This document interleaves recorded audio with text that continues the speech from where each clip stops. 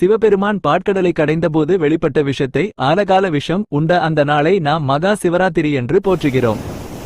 அந்த நிகழ்வை பற்றிய சில சுவாரஸ்யமான தகவல்கள் இதோ.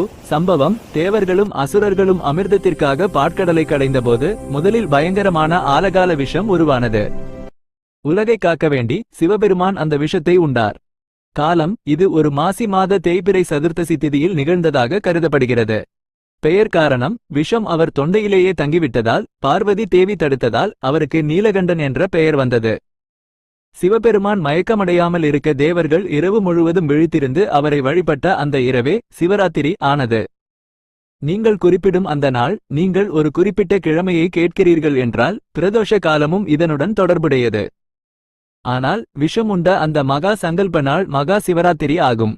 தேவர்கள் ஏன் சிவபெருமானை உறங்க விடாமல் கண்விழித்து பார்த்து கொண்டனர் என்பதற்கு பின்னால் ஒரு அழகான கதையும் பக்தியும் கலந்த காரணம் இருக்கிறது. சிவபெருமான் ஆலகால விஷத்தை அருந்தியவுடன் அது அவரது உடலுக்குள் சென்று பாதிப்பை ஏற்படுத்தக்கூடாது என்பதற்காக பார்வதி தேவி அவரது தொண்டையை தொட்டு விஷத்தை அங்கேயே நிறுத்தினார். இதனால் சிவபெருமானின் தொண்டை நீல நிறமாக மாறியது. தேவர்கள் ஏன் விழித்திருந்தார்கள் என்பதற்கான காரணங்கள் இதோ. விஷத்தின் வீரியம்: பிரபஞ்சத்தையே அழிக்கும் வல்லமை கொண்ட அந்த விஷத்தை ஈசன் உண்டதால் அதன் வெப்பமோ அல்லது பாதிப்போ அவரை தாக்கிவிடக் கூடாது என்ற பயம் தேவர்களுக்கு இருந்தது. ஈசனுக்கு துணை அந்த இக்கட்டான நேரத்தில் தங்களை காப்பாற்றிய இறைவனுக்கு நன்றியறிதலாகவும் அவருக்கு துணையாகவும் இருக்க தேவர்கள் முடிவு செய்தனர்.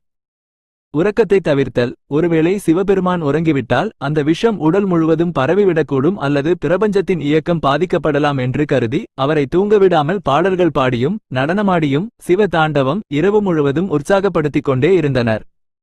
இதன் காரணமாகவே சிவராத்திரி அன்று நாமும் இறைவனுக்காக இரவு முழுவதும் கண்விழித்து நமது அறியாமை என்னும் இருளை போக்க வேண்டுகிறோம்.